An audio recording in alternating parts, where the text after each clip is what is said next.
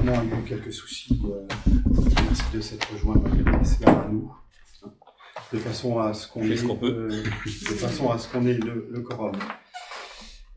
J'excuse pour démarrer Albert Frédéric qui travaille et qui a donné procuration à Lucien, Kiffer Aurélie, pareil, qui a donné procuration à Carole, Marie-Noël à Frédéric et Francis à votre serviteur. J'excuse également Monsieur et Madame Muller qui ont fait savoir cet après-midi qu'ils ne pourraient pas participer à la réunion. Ils n'ont pas donné de procuration? Non. L'ordre du jour de ce conseil municipal qui va tourner essentiellement autour de la forêt et de la chasse comporte néanmoins quelques autres points. Le premier point, ce sera le procès-verbal de la séance du 9 août 2023. Le deuxième, une convention cadre de mise à disposition de personnel contractuel pour la mission intérim et territoire du centre de gestion de la Moselle.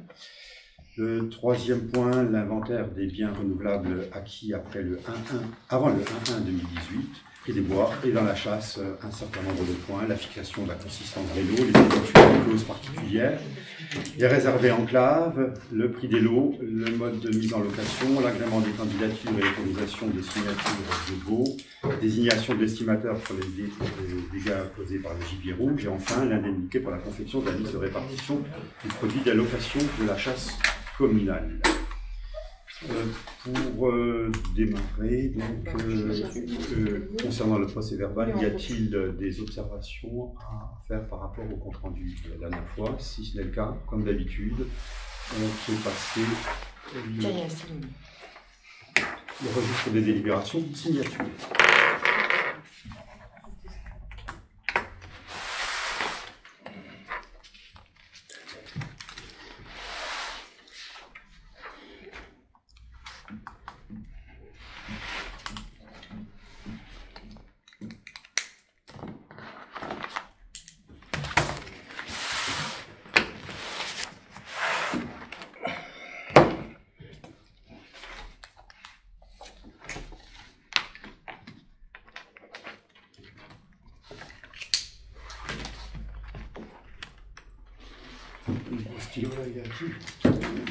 Il s'appelle revenir.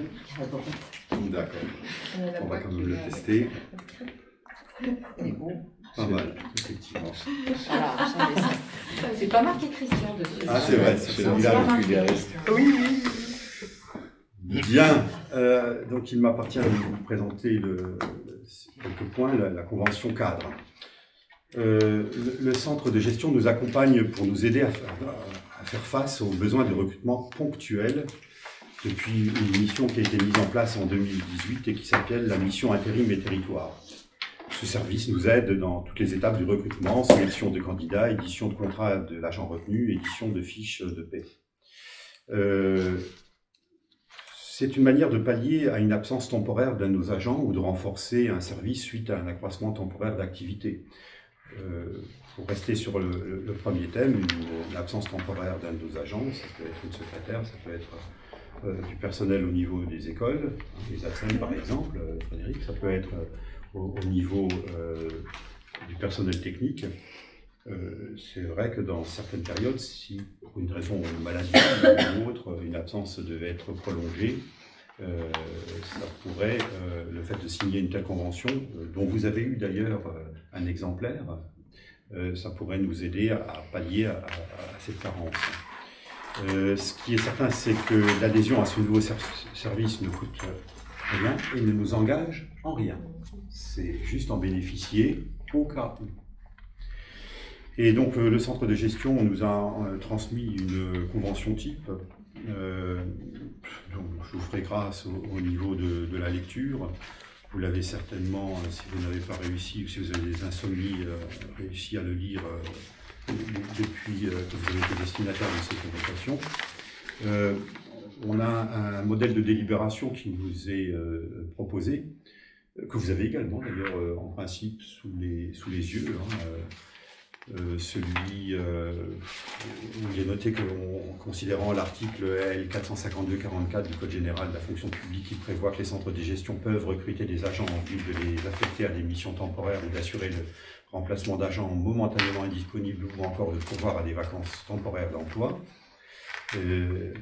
qui ne peuvent être immédiatement pourvus, considérant que ces agents peuvent être mis à la disposition des collectivités affiliées, considérant en outre que la loi du 3 août 2019 relative à la mobilité et au parcours professionnel de la fonction publique désigne les centres de gestion comme les principaux interlocuteurs, considérant que nous pouvons assurer que pour assurer la continuité du service au niveau de la commune, il est proposé d'adhérer à la mission intérim. Je vous ai donné un exemplaire de la convention qui vous a été présentée. Ce que je vous propose pour nous faciliter la tâche au cas où, uniquement au cas où il n'est pas question, voilà, c'est d'utiliser ce service uniquement en cas de besoin impérieux, on va dire, d'approuver la convention cadre telle qu'elle vous a été présentée, de m'autoriser à signer cette convention avec le centre de gestion et tous les documents afférents, et de faire appel, le cas échéant, au service de cette mission en fonction des nécessités de service. Et puis bien sûr, c'est le cas où les dépenses nécessaires liées à cette mise à disposition devront être inscrites au budget par le conseil municipal, si besoin est. Voilà, je vous propose d'adhérer à ce service. De façon, vous l'avez compris, nous permettre d'aller vite si besoin était. Quelqu'un s'oppose, s'abstient. Merci à l'unanimité. Je vous demande encore en point numéro 3, comme on le fait tous les ans, de sortir les biens renouvelables de l'inventaire, ceux qui ont été acquis avant le 1-1-2018. C'est une délibération qu'on prend tous les ans et qui ne concerne pas le matériel de transport ou les véhicules, pas tracteurs, etc. Mais voilà, si l'ouvrier communal a besoin d'une personne il y a quelques années, il est dans l'inventaire. Aujourd'hui, on considère que sa valeur est nulle et on ne la garde plus en tant que valeur au niveau de notre inventaire. Bon, c'est une délibération classique. C'est une opération d'ordre non budgétaire. Comme tous les ans, s'oppose, quelqu'un s'abstient. Merci, à l'unanimité. Et à partir de maintenant, je vais me reposer, puisque les points 4 et 5 vont être présentés par Lucien, qui a présidé, en ce qui concerne le point 5, la 4C à 2 reprises au cours des derniers mois, entre septembre et... le 8 septembre et le 4 octobre. Le 4 octobre. J'ai assisté à une des réunions, mais pas à l'autre. Enfin, voilà, on en fait état sur les différents documents. Mais je te propose, Lucien, d'abord de parler du prix des bois. Il est urgent de le faire, d'ailleurs. À toi la parole. Oui, alors il faut savoir que le prix était de 15 € plus terre, façonné par les particuliers. Donc moi je vous propose une légère augmentation, vu la conjoncture actuelle, les énergies qui flambent, donc compte tenu de l'augmentation des frais, y compris de la gestion, par principe, 50 centimes. Ça te fait rire? Mais bon. Donc, est-ce qu'il y a quelque chose à rajouter? Donc, qui c'est qui est contre? Qui s'abstient? À la majorité. À l'unanimité même. Comment? À l'unanimité. Ah, oui, voilà, l'unanimité. Absolue, à majorité absolue. Bon, alors maintenant, on va passer au point 5. Ça, c'est un gros dossier. Tous les 9 ans, il y a les adjudications.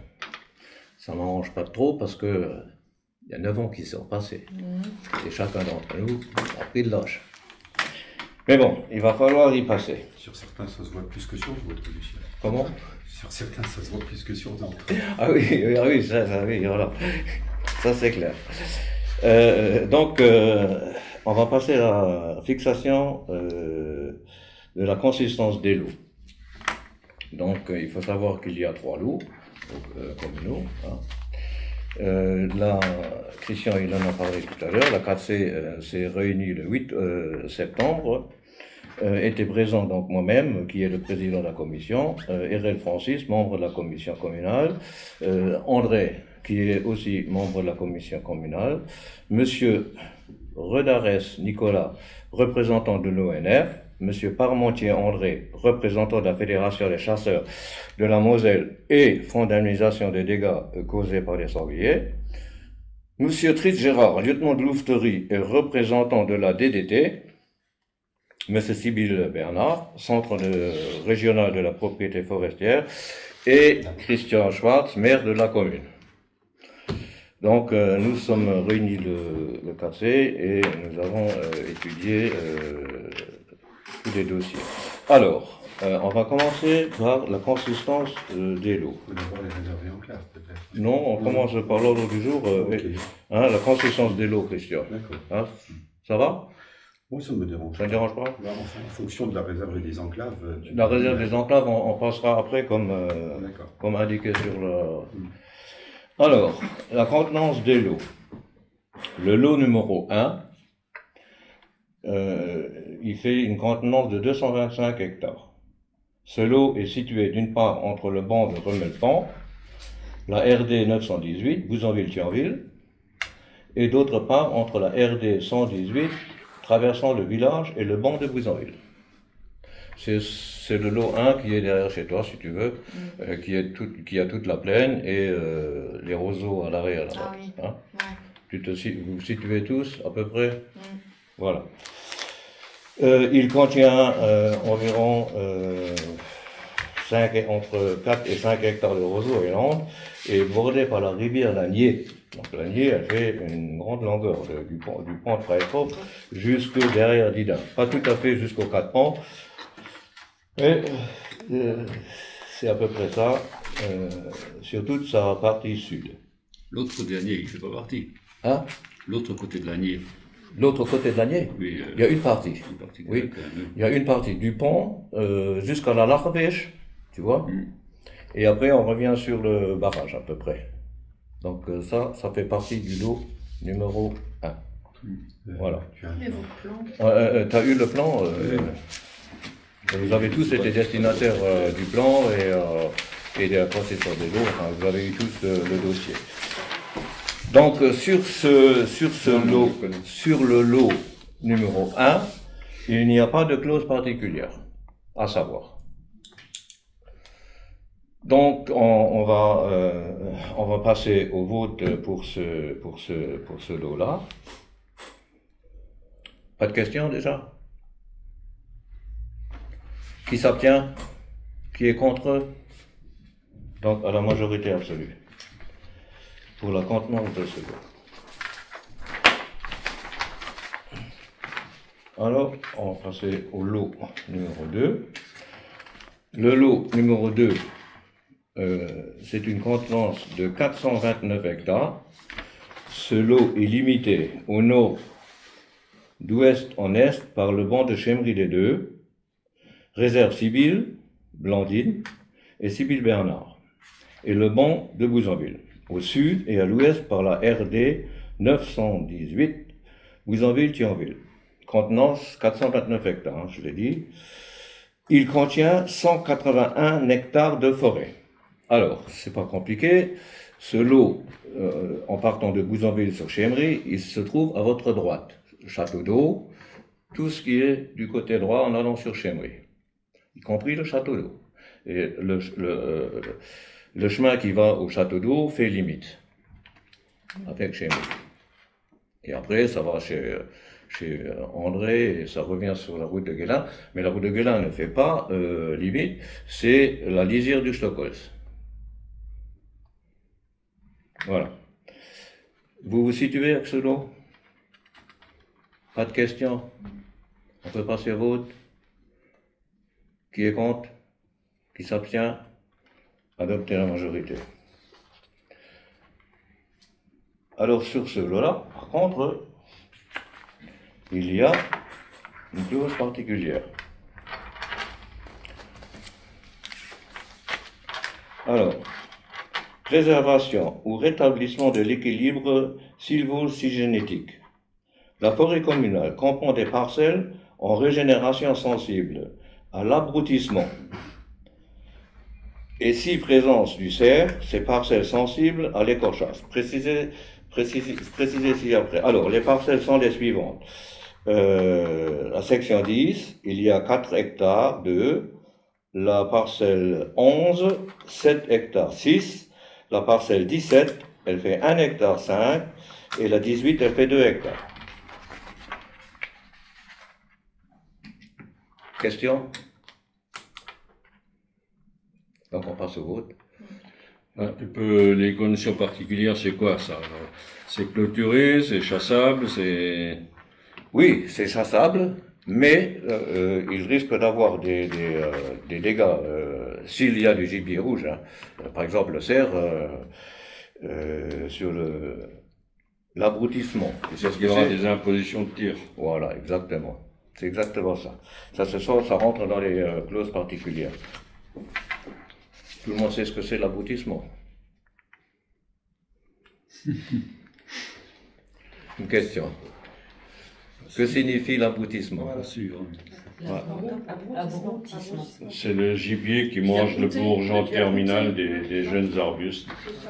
Ça empêche d'avoir des tiges droites, ça peut partir en 2 ou 3 avant. Ça fait beaucoup de dégâts. On voit qu'on a affaire à un chasseur. Non, mais j'ai moi-même de la forêt, je sais ce que ça fait, Voilà. je sais ce que ça devient. C'est exactement ça. Ce qui est certain, c'est que des enclos témoins peuvent être mis en place. C'est peut-être pour ça aussi qu'on le signale. Alors, je sais que dans les forêts domaniales, ils mettent ce qu'ils appellent des enclos exclos. C'est-à-dire il y a 4 places, 3 qui sont clôturées et une 5e qui n'est pas clôturée. Et tous les ans, on regarde la différence de ce que ça donne. C'est le témoin. Voilà, si c'est plus ou moins mangé ou pas, et ça permet de tirer les conclusions. Et les spécialistes voient la différence entre ce que mange un lièvre et un chevreuil. Parce que le chevreuil broute avec sa langue et le lièvre coupe avec les dents. Donc si on regarde de près, on arrive à voir la différence.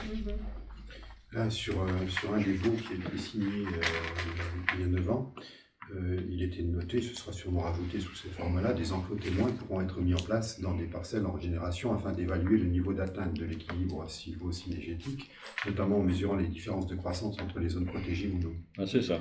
La situation de l'équilibre sylvo-cynégétique pourra également être évaluée à partir des indicateurs ou méthodes proposées par le comité Cervidé, fonctionnant dans le cadre du schéma départemental de gestion cynégétique de la Moselle. Ouais, c'est ce qu'il vient de dire André.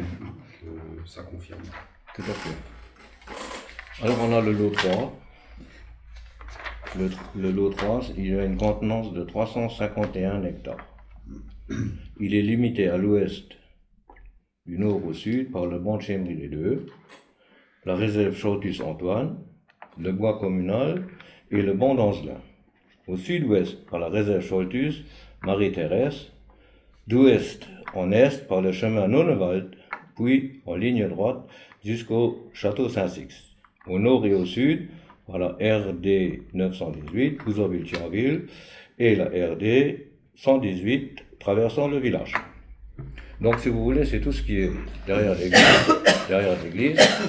Ça va de nouveau jusqu'à l'entrée de Chemry, à votre gauche, alors, hein, plus à droite, à votre gauche, et jusqu'au château Saint-Six. Voilà. Par contre, là aussi, il y a des clauses particulières. La même chose que pour le lot numéro 2, les parcelles 25, il y a 7 hectares 93, et la parcelle 29, 8 hectares 29,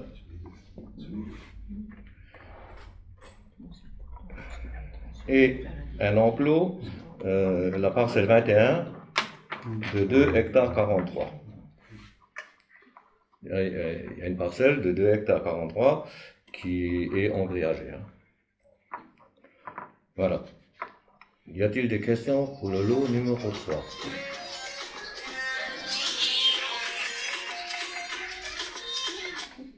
Qui s'abstient? Qui est contre? La majorité absolue. Alors, on va suivre l'ordre du jour. Éventuelle clause particulière, je vous l'ai dit, pour le lot numéro 2, 3. Donc ça c'est fait. Maintenant, on va passer aux réserves et enclaves. Alors, les réserves. Nous avons eu donc des demandes, il y a 5 demandes pour les réserves. Scholtus Antoine, Scholtus Marie-Thérèse, Sybille Bernard, Sybille Blandine, ex-réserve civile André, en 2015. Alors on va commencer par la première, Scholtus Antoine.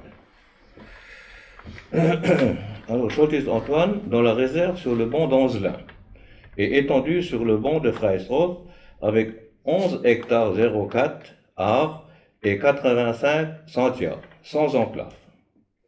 Alors la commission, qui s'est réunie le 8 septembre, a étudié le dossier. Après étude des pièces, de toutes les pièces, à la majorité absolue, a accepté sa réserve. Donc s'il y a des questions, posez-les. On a le dossier qui est là.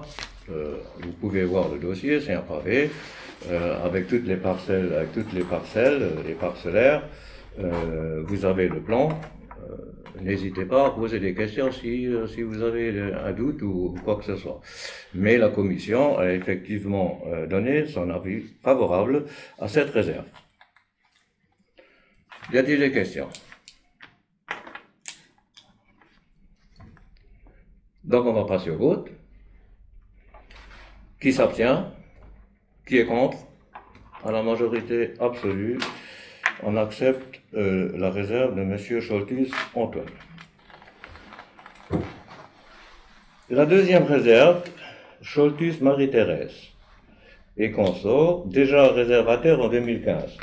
Alors, il faut savoir qu'il y a 195 hectares, 24 arts et 68 centiares, dont 94 hectares, 92 arts et 78 centiares d'enclave. Là aussi, vous avez eu un plan. Vous pouvez voir, constater le relevé parcellaire qu'on a. Là aussi, la commission de la 4C a donné son accord, de nouveau à la majorité absolue. Il n'y avait rien à dire. Déjà en 2015, il avait déjà posé sa réserve, il l'avait eu, on avait étudié sa réservation, donc là, il n'y a aucun problème. C'est en vert et rouge sur oui. le document que vous avez sous les yeux. Et c'est l'occasion de rajouter aussi et de féliciter quand les choses ne vont pas, on le dit trop souvent, mais quand les choses vont bien, on ne le dit pas assez.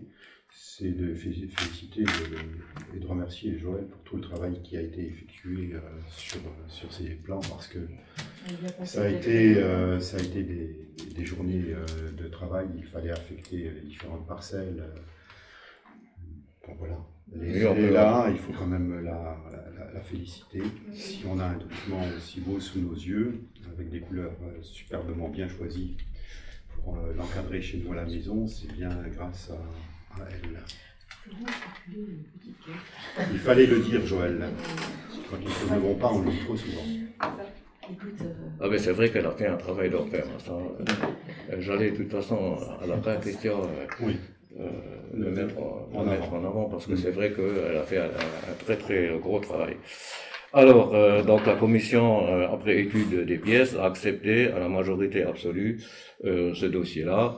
Donc la réserve, il y a la réserve Marie-Thérèse, Scholtus Marie-Thérèse, il n'y a aucun souci, il est dans les normes, il est aux règles, toutes les pièces sont là, la commission a bien étudié ce dossier-là, il n'y a rien à redire. Donc on va passer au vote. Qui c'est qui s'abstient? Qui est contre? À la majorité absolue.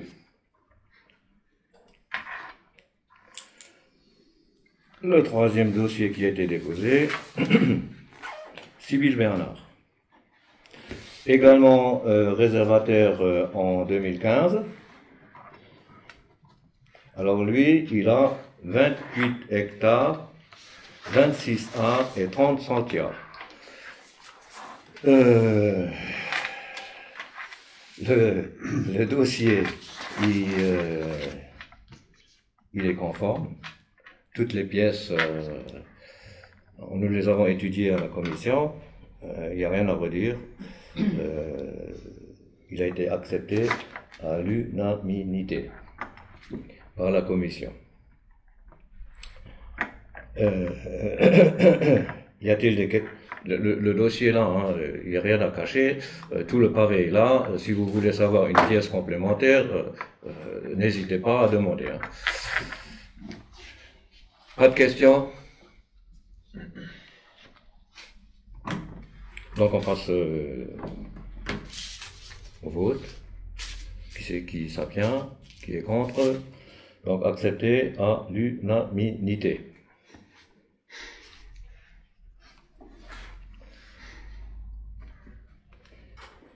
Donc ça c'est Sybille Bernard. Sybille Blandine, ex-réserve Sybille, André, 2015. Alors là, André, Oui. non,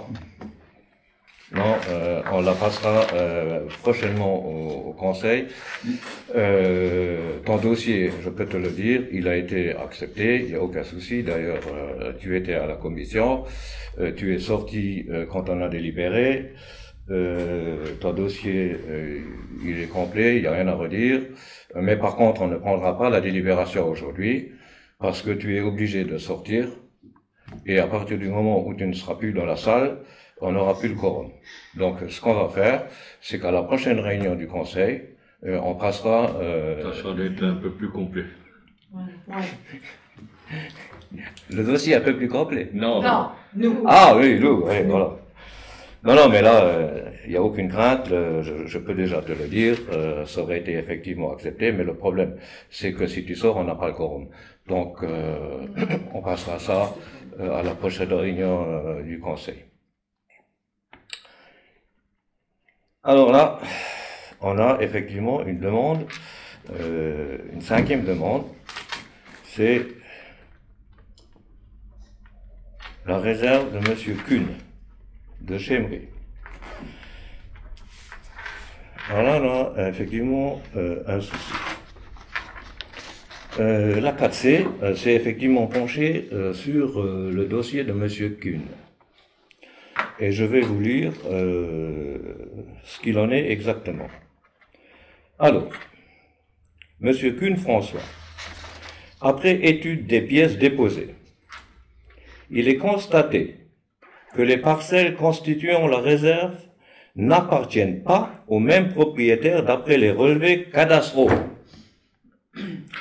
Section 15, numéro 2, Monsieur Kuhn Franz, né en 1953.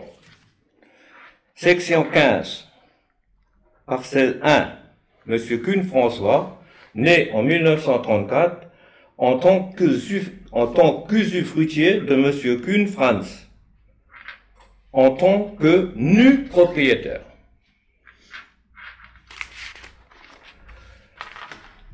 Si joint au dossier, un acte de décès de l'usufruit établi en allemand. Donc là, il aurait déjà dû être traduit en français. Après discussion, la commission, à l'unanimité, considère que les documents en sa possession ne permettent pas de justifier que M. Kuhn Franz est propriétaire de façon légale, titre de propriété notarié et traduction de l'acte de décès. Je vous l'avais mentionné plus haut. Conclusion. La demande de réserve est rejetée en totalité. Alors, la 4C s'est réunie le 4 octobre et d'emblée, à l'ordre du jour, j'ai effectivement Monsieur Kuhn, à savoir qu'il est passé entre-temps en mairie et nous a déposé d'autres pièces. Alors, avant d'aborder l'ordre du jour, parce que l'ordre du jour de M. Kuhn n'était pas à cette réunion-là, puisqu'on avait pris la décision de ne pas lui donner sa réserve, pour les raisons que je viens de vous expliquer, mais, entre-temps, il est passé en mairie, et il a déposé des dossiers. Alors, moi, j'en ai fait part à la commission, du mercredi 4 octobre. Avant d'aborder l'ordre du jour, moi-même, souhaite revenir sur la décision de rejet à la demande de réserve enclave déposée par M. Kuhn, François. Décision prise lors de la 4C du 8 septembre 2023. En effet, ce dernier est passé en mairie déposer des pièces complémentaires en date du 26 septembre 2023, dans le but que la commission reprenne en considération sa demande. La commission, à l'unanimité, reste sur sa position du 8 septembre 2023, dans la mesure où les pièces complémentaires ont été déposées largement hors délai. Parce qu'il faut le savoir, que lors de la réunion du conseil municipal du 9 août, nous avions pris la décision, l'argent de chasse, de la redistribuer aux propriétaires fonciers. À partir de cette date-là, on a 10 jours, ils ont 10 jours, les réservataires, pour déposer leur dossier. Donc lui, il l'a déposé bien plus tardivement après. Alors, les pièces complémentaires en date du 26 septembre 2023, dans le but que la commission reprenne en considération sa demande, donc j'ai appuyé là-dessus, la commission, à l'unanimité, reste sur sa position du 8 septembre, dans la mesure où les pièces complémentaires ont été déposées largement hors délai. Le dossier examiné en première commission devait être complet et réglementaire. Or, il ne l'était pas. Voilà ce que je peux vous dire sur ce dossier-là. Moi, personnellement, je maintiens la décision qui a été prise le 8 septembre. C'est pas une décision, c'est une proposition. Oui, c'est une commission consultative. Donc, moi je maintiens ce qui a été dit à cette commission-là.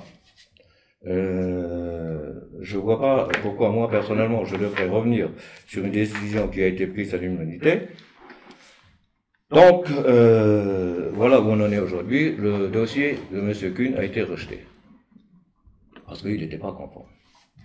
Ça doit poser une histoire de traduction. S'il vous plaît. Parce qu'il l'a présenté en allemand ou...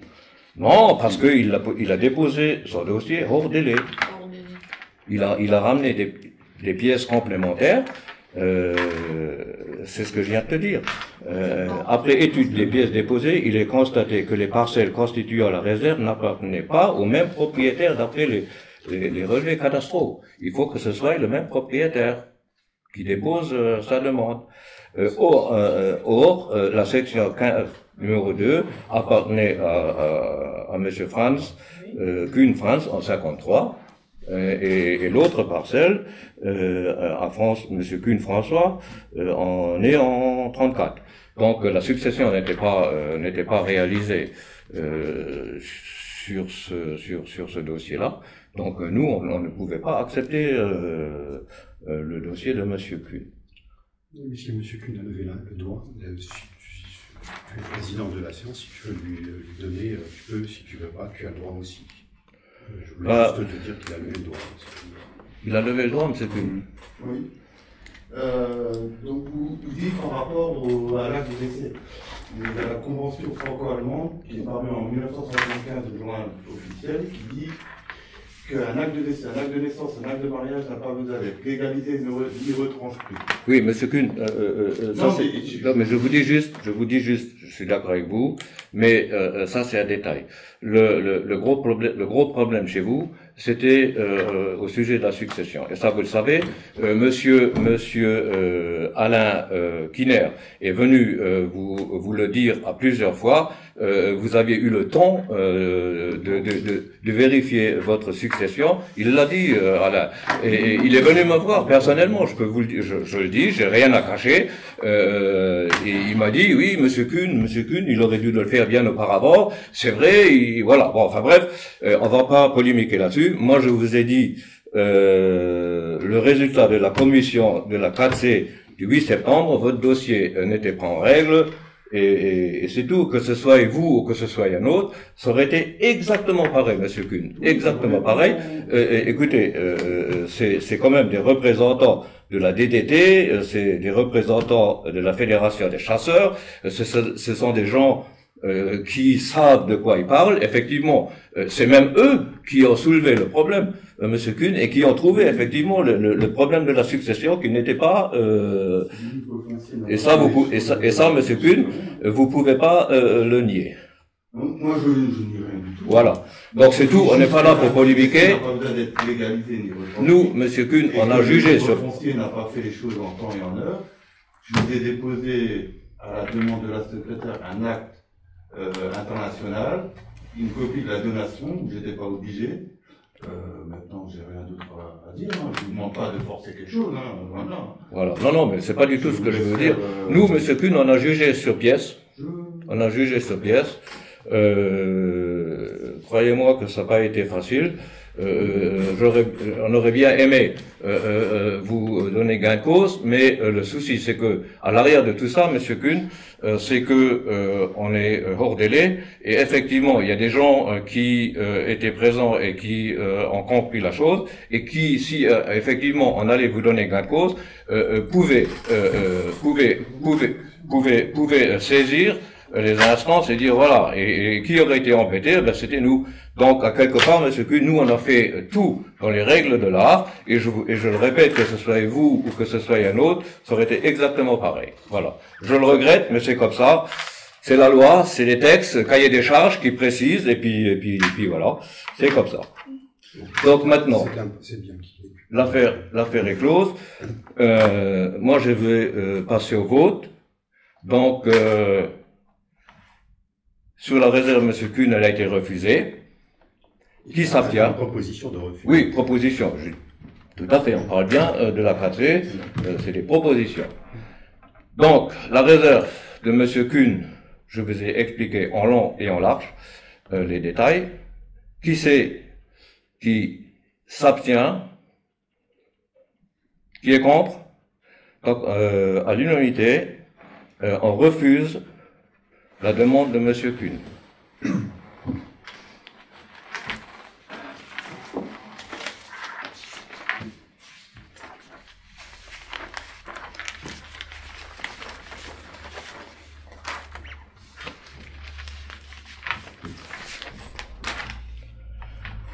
Alors,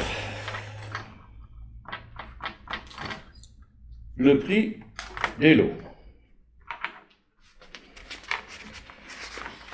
Alors la commission a de nouveau examiné sur proposition.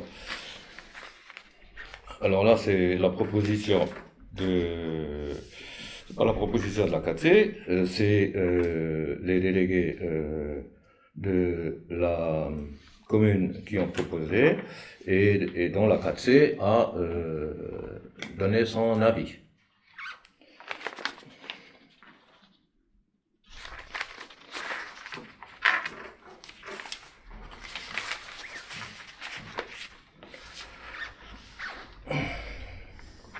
Alors le lot numéro 1.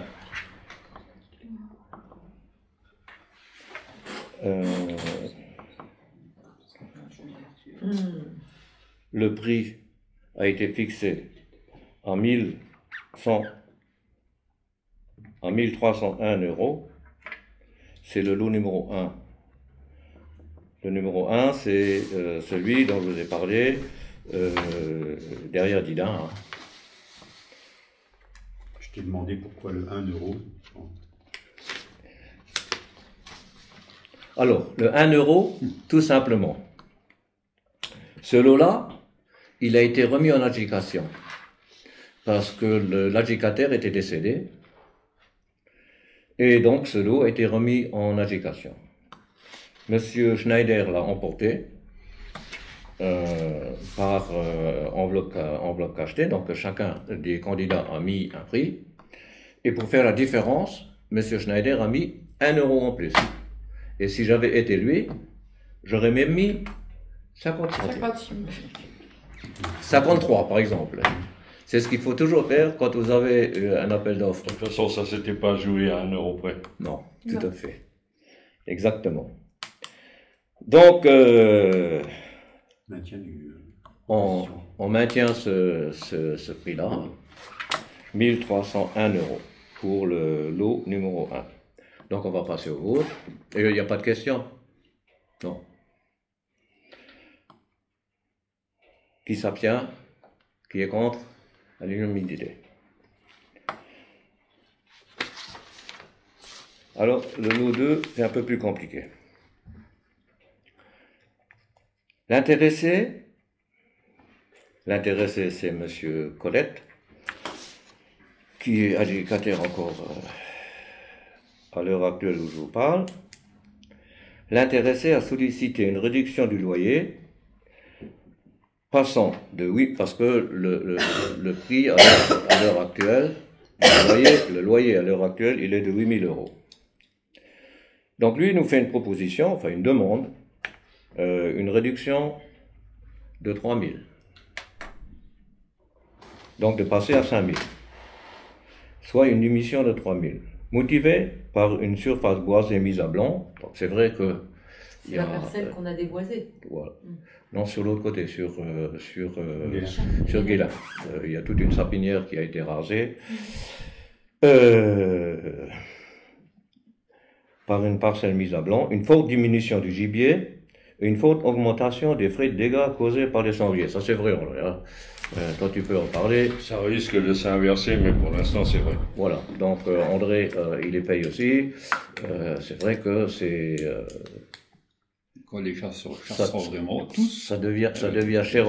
Et les agriculteurs, ils n'arrêtent pas effectivement de déclarer des dégâts. Donc les chasseurs, il faut qu'ils les payent et ça fait des sacrées sommes en fin de compte. Mais à juste titre. Si les chasseurs chassaient tous comme il faut, il y aurait moins de dégâts. C'est-à-dire qu'ils visent mal? Ils visent pas du tout. Non, mais il faut quand même reconnaître rarement que les dégâts ont diminué les 2 dernières années. C'est juste ça commence à diminuer. Peut-être, pas partout, pas sur l'ensemble du département, il y a des quoi qui... Bah, il y a pas partout, mais oui, chez nous, oui, chez nous, pour quelle raison, il y a un peu moins de dégâts. Hein, pour quelle raison, André? Ben, il a été mis des réglementations en place concernant l'agrainage. Et l'agrainage, comme on le faisait avant, massif est interdit, donc ça faisait plutôt un élevage de sangliers qu'autre chose. Les pratiques de tir de nuit sont autorisées avec des moyens sophistiqués, ça fait que beaucoup de sangliers sont tirés de nuit. Et ben, ça diminue le cheptel et il y en a effectivement moins, surtout sur des secteurs comme chez nous où il y a des petites chasses entrecoupées de réserves, donc il y a beaucoup de chasseurs présents sur le terrain. Après, il y a des secteurs comme Sarrebourg Beach, où il y a des grandes forêts domaniales, où c'est un peu, la pression de chasse est moins grande que chez nous. Donc, si on prend la moyenne du département, les sangliers ont toujours du mal à diminuer, mais sur notre secteur Moselle-Nord, ça diminue quand même pas mal. Alors c'est vrai que, juste pour vous donner une petite idée, au niveau de l'agrainage, il y a quelques années en arrière, on pouvait agrainer en veux-tu et en voilà, hein, c'était des kilos, c'était des 100 kilos, etc. Aujourd'hui, tu rigoles, je disais pourquoi. Et donc aujourd'hui, les normes, c'est 5 kilos. C'est 5 kilos par section. Donc, et attention, il y a un contrôle strict qui est fait par la garderie, et c'est incroyable. Ils viennent et ils prennent des grains de maïs sur un mètre carré, ils font l'analyse, si effectivement vous avez mis plus, donc vous êtes pénalisé. Hein. Et ça va jusque au retrait du propriétaire. On peut retirer la chasse à l'adjudicataire. Donc c'est vrai que ça devient très suivi, et à juste raison d'ailleurs. Hein. Voilà. Et donc tout ça fait qu'effectivement il y a moins de gibier. C'est juste pour revenir sur ce point-là. Alors la commission, suite à ce que je viens de vous dire, les 3 000 €, ben, on les a pas acceptés parce que ça fait quand même. Ça faisait 38%. Voilà, exactement, André. Donc on avait fait le calcul en pourcentage et on s'est dit, de suite à ce qu'on vient d'énumérer, on va quand même lui faire un petit geste.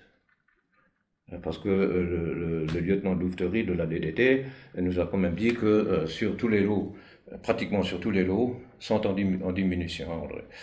Ça, il nous l'a... Surtout que ce lot-là, ramené à l'hectare, était plus cher, bien plus cher que ce qui se pratique dans le secteur. Tout à fait, il est à peu près le double de ce qui se pratique au prix de l'hectare.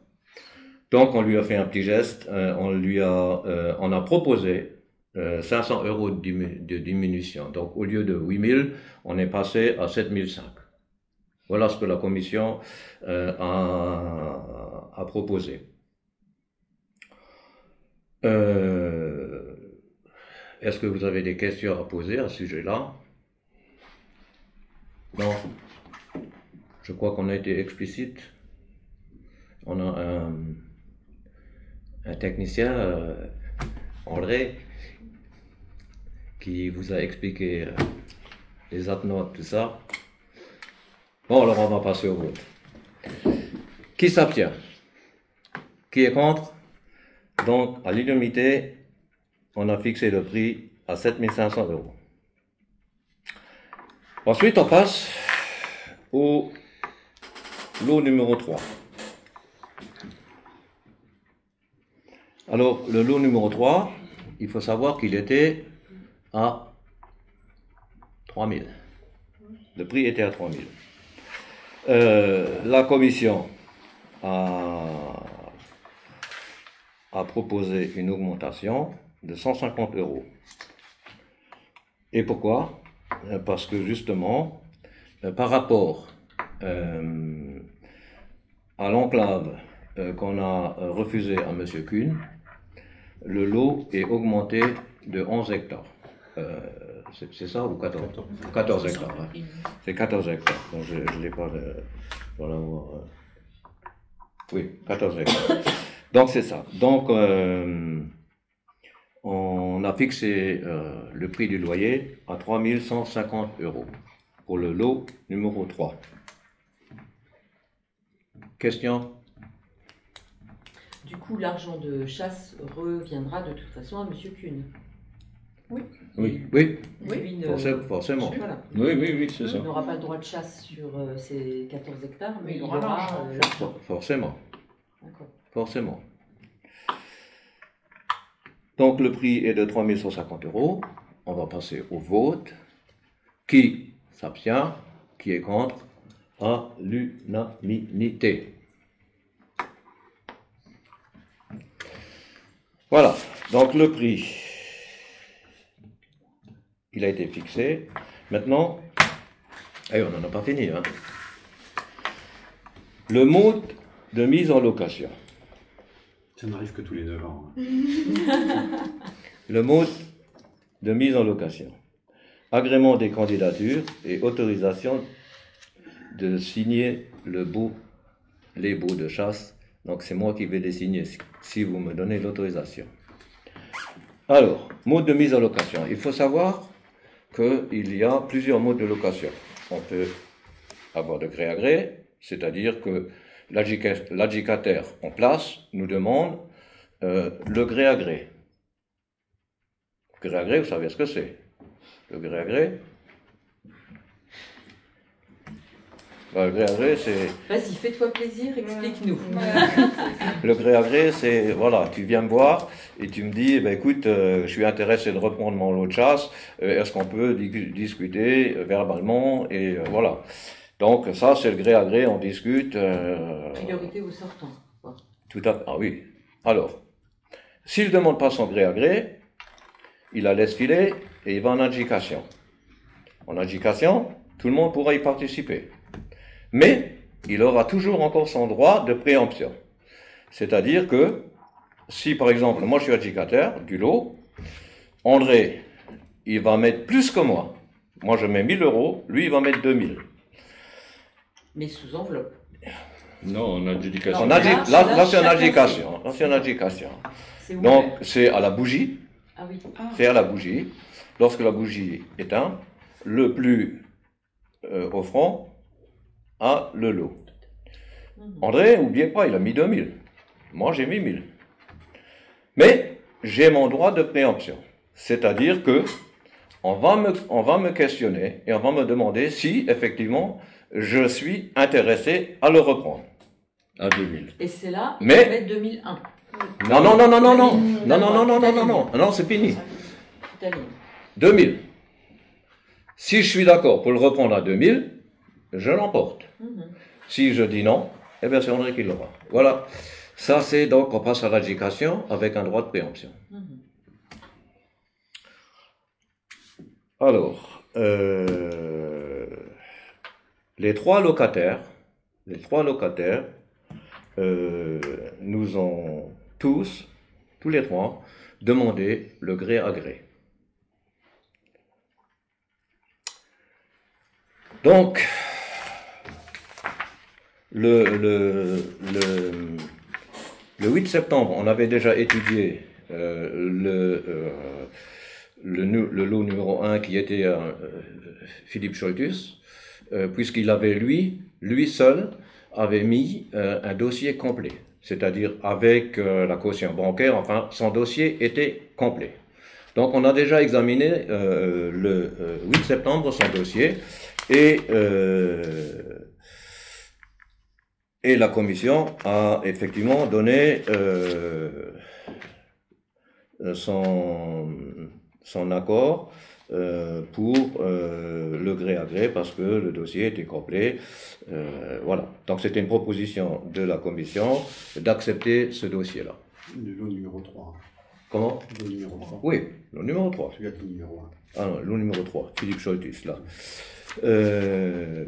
Voilà. Donc, ceci dit, les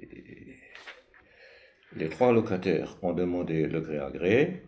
La commission a étudié le dossier Gilles Schneider, a conclu que les pièces du dossier sont complètes et conformes. Donc il n'y avait rien à rajouter. En plus, il avait mis un dossier complémentaire. Il est garde de chasse, garde de pêche. Garde de pêche, la commission a dit, écoutez, ok, on est à la chasse, on n'est pas à la pêche. Hein. Donc ça, c'était pas une nécessité de le mettre. Mais il a bien fait, voilà, c'est toujours un point qui des fois départage, voilà. Mais on est à la chasse, on n'est pas à la pêche. Hein. Donc son dossier a été accepté. On ne peut pas chasser le poisson. Oui, voilà, ça sent le poisson. Lot numéro 2. Alors, les pièces du dossier sont complètes. La caution bancaire doit être rédigée en lettres et en chiffres. Donc, il avait effectivement joint une caution bancaire, mais il l'avait mis en lettres. Enfin, c'est la banque qui lui a mis en lettres. Et d'après les textes, cahier des charges, il faut que ça soit, c'est le lieutenant de louveterie qui nous l'a spécifié, qu'il doit être en chiffres également, donc en lettres et en chiffres. Donc j'ai pris contact avec Monsieur Colette afin qu'il puisse produire une caution conforme. Donc Monsieur Colette, si vous acceptez son gré à gré, la caution bancaire définitive, parce que c'est une provisoire. Et M. Colette nous a fait une caution bancaire provisoire sur la base de 8000 €. Parce que aujourd'hui, on a pris la décision de lui octroyer 7500 € de loyer. C'est-à-dire qu'il n'y avait rien qui était encore acté. Et je lui ai dit de faire sa caution bancaire sur les 8000 €. Donc, lorsqu'il va venir signer le bail, il produira de toute façon la caution définitive avec chiffres et lettres. Chiffres et lettres, comme à la télé. Voilà. Est-ce que je vous ai fait voter la demande de gré à gré de M. Schneider? Pas encore. Non. Donc on va voter sur le lot numéro 1. On va demander donc le vote. Donc je vous ai dit, il n'y a rien à redire. La commission a accepté son dossier, ainsi que Colette. Donc Schneider, qui s'abstient, qui est contre, à l'unanimité. Donc ça veut dire que eux sont déjà seraient d'accord de signer le bail moyennant la proposition de prix que fait ce conseil municipal. Tout à fait. Moi j'ai joint Schneider, j'ai joint Colette, sur la base de ce qu'on vient d'énumérer, ils sont d'accord. Ok. Donc ça clora définitivement le dossier chasse à un détail près qui devait être terminé, non pas pour les enclaves et réserves, mais pour les lots pour le 1er novembre. Oui, tout à fait. Ces 3 lots, Christian, on peut effectivement rédiger le bail maintenant et les faire signer avant le 1er novembre. Donc on n'a encore pas voté Colette, on a voté Schneider. Qui c'est qui s'abstient pour le lot numéro 2, Colette? Qui c'est qui est contre? Donc de nouveau à l'unanimité. On retient donc la candidature de M. Colette qui a demandé son gré à gré. Voilà.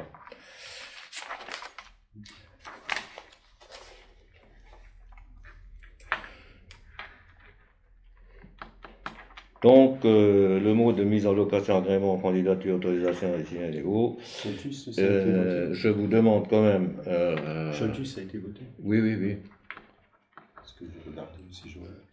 Soltus, ça a été voté. Ça a été un peu rapide. Voilà. Donc, je vous demande l'autorisation de signer ces baux. Là aussi, qui c'est qui est contre? Qui c'est qui s'abstient? Qui est contre? À l'unanimité.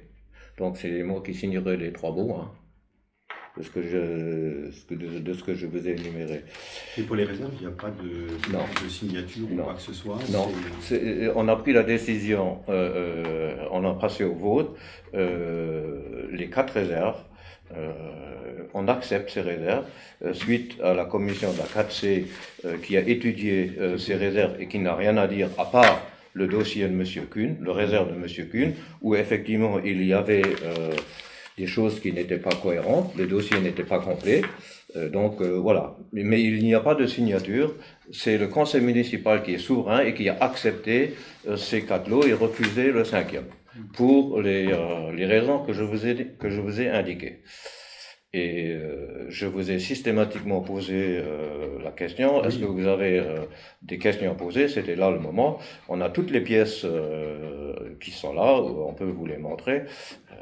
Voilà, mais la commission, effectivement, on a quand même des personnes, en l'occurrence M. Tritz, qui est lieutenant louveterie, et M. Parmentier, qui est représentant de la fédération, qui eux, il faut le savoir, chaque semaine ont plusieurs réunions sur les adjudications. Monsieur Tritz, qui est lieutenant de louveterie, représentant de la DDT, et qui a fait des stages à la DDT, c'est pas n'importe quoi, direction départementale du territoire, il a fait des stages, il sait exactement de quoi il parle. Il connaît son cahier des charges par cœur, et tout de suite, il a mis le point, par exemple, dessus, sur M. Kuhn. Il a dit, attendez, là, je suis pas d'accord. M. Kuhn, il est pas dans les normes. Sa succession n'est pas faite. Il est propriétaire, nu propriétaire. Il n'a pas la jouissance. Donc voilà. Donc tout ça, ce sont quand même des personnes qui sont compétentes. Oui, monsieur Rélarès aussi. Ah oui, tout à fait. Monsieur de l'ONF également. Hein. Monsieur, comment il s'appelle? Rélarès. Voilà, c'est ça. Voilà. Je voudrais juste revenir sur le gré à gré. Parce que c'est pas juste une tape dans la main. C'est quand même très très encadré. Il faut que l'adjudicataire soit en place depuis 3 ans révolus. Il faut pas qu'il soit condamné au titre de la police de la chasse. Il faut qu'il ait payé ses indemnisations là. Il faut qu'il soit à jour de paiement des Cotisation. dégâts de sanglier, de l'adhésion à la fédération des chasseurs. Oui, tout à fait. On fait pas juste comme ça. T'es d'accord? Ah non, non, il y a un dossier qui est déposé, il a son permis de chasse, il a son assurance de chasse, il a, comme André dit, toutes les garanties nécessaires. Il a la caution bancaire, c'est ce qui est le plus important. Et également, s'il est condamné, il n'a pas le droit de se présenter. Voilà. Et donc, c'est un dossier complet que la commission examine. Hein. C'est au moins 7 à 8 points qui sont très importants dans le dossier. Voilà, c'est pas rien. Voilà. S'il est à jour, il peut prétendre au gré à gré. Voilà. Ou aller à l'adjudication. Mais il faut qu'il soit effectivement à jour. Son permis de chasse, la validation de son permis de chasse. Chaque année, il faut qu'il valide son permis de chasse, son assurance de chasse. Enfin bref, c'est tout un contexte. Donc ça c'est vrai, à partir de ce moment-là, il peut prétendre à venir nous voir ou faire un courrier comme il a fait. Les trois personnes qui ont demandé le gré sont en règle, sont en jour. On a bien étudié leur... Voilà, s'il y a la preuve, c'est que le lieutenant du Fleury nous a dit, stop, il y a un petit souci. Monsieur Colette, sa promesse, sa caution bancaire, c'est pas que écrit en chiffres, il faut en lettres et en chiffres. Vous voyez, c'est pointilleux quand même, hein, il a quand même soulevé, vous voyez, quelque part, moi, personnellement, j'aurais laissé passer, vous aussi. On l'aurait peut-être pas vu. Hein. Oui, on l'aurait peut-être pas vu, mais vous voyez que ce sont quand même des gens qui sont consciencieux, qui connaissent leur boulot. Donc, à quelque part, moi je leur fais confiance, on leur fait confiance. Alors, on va passer le plus gros effet maintenant à la désignation de l'estimateur pour les dégâts causés par le gibier rouge. C'est ce que c'est, ça, en vrai. Oui, oui. C'est quoi? Pourquoi rouge? Oui, pourquoi rouge? Bah, c'est ce qui Pas est... la couleur du poil. Voilà. Le cerf, le chevreuil. Voilà. Donc le gibier rouge, c'est le cerf et le chevreuil. Christian m'avait demandé ce matin. Dégâts du gibier rouge, c'est effectivement le cerf et le chevreuil. Et le lapin? Non, pas compris.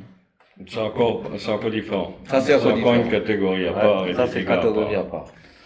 Le lapin, il faut savoir qu'il rentre dans la catégorie des nuisibles. Le lapin, hein, pas le lièvre, hein, le lapin. Il y a une différence entre le lapin et le lièvre. Alors, à savoir que l'estimateur, en 2015, on avait proposé donc M. Weinstein de l'ONF. Écoutez, on va pas changer. On va proposer M.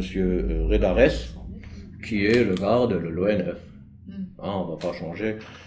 Moi, je vous propose donc M. Redares en tant qu'estimateur des dégâts du gibier rouge. Qui c'est qui s'abstient? Qui est contre? À l'unanimité. Alors, on va passer au dernier point. C'est l'indemnité pour la confection de la liste des répartitions des produits de location de la chasse communale. Donc là, c'est Joël qui l'a toujours fait.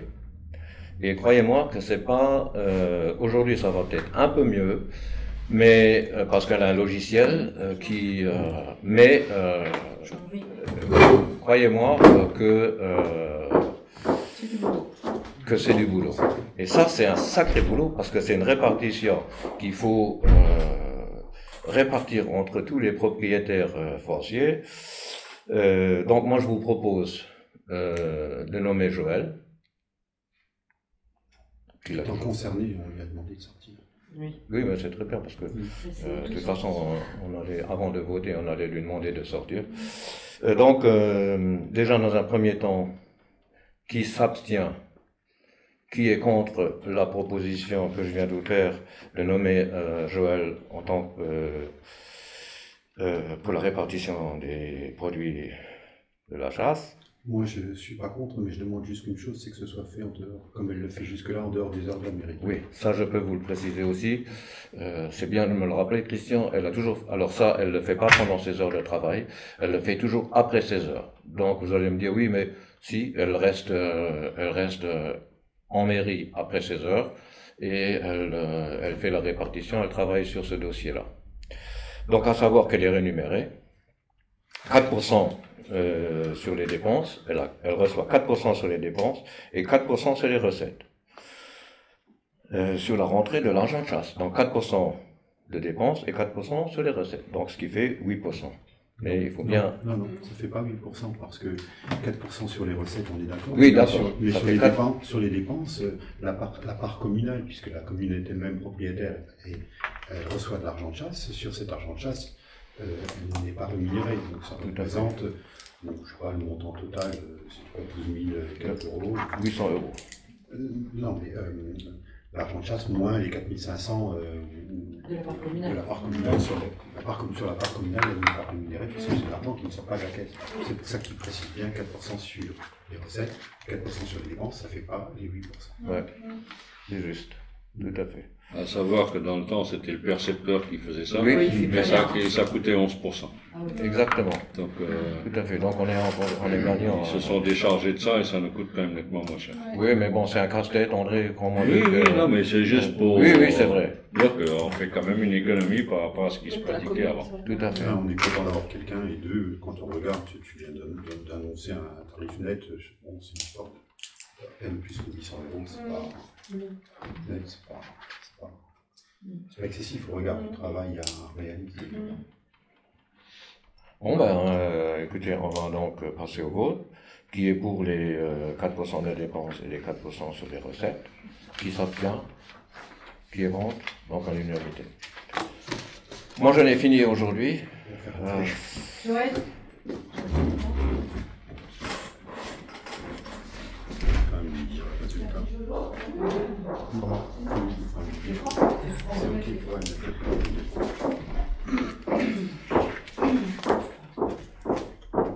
Bon, alors Joël, les résultats du vote à l'unanimité, hein. Tout le monde est d'accord, Joël. Parce que tu fais un très très beau travail. J'essaye. Non, mais tu le fais très très bien et il n'y a rien à redire de ce côté-là, tu le mérites. Voilà. Merci. Bon, ben pour moi, c'est terminé. J'espère que je ne vous ai pas trop rempli la tête. Si. Si. Et justement. Que je me suis bien débrouillé. Grâce aussi à André qui m'a donné un petit coup de main, parce que c'est un expert de la chasse quand même, il faut le dire. Hein, voilà. C'est vrai que celui qui est pas là-dedans, c'est un peu compliqué, parce que voilà. Mais André, il est. Ça fait juste 60 ans que je pratique, donc je commence à couper. Donc il connaît le règlement par cœur aussi. 60 divisé par 9, ça fait. Bon, il m'appartient de clore cette séance. Je ne voudrais pas casser l'ambiance, mais néanmoins, je me sens obligé de le faire. On a perdu depuis notre dernier conseil municipal quelqu'un qui a participé pendant 25 ans aux différentes séances, qui était toujours présent, qui était super agréable, qui nous a apporté beaucoup. On l'appelait papy parfois et c'était pas pour rien.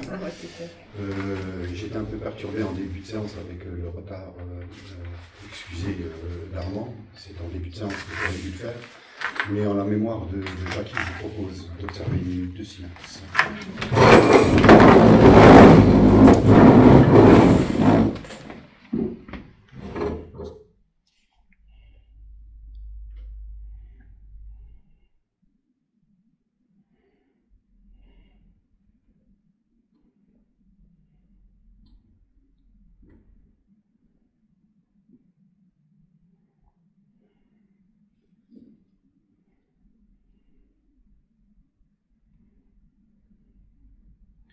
Merci.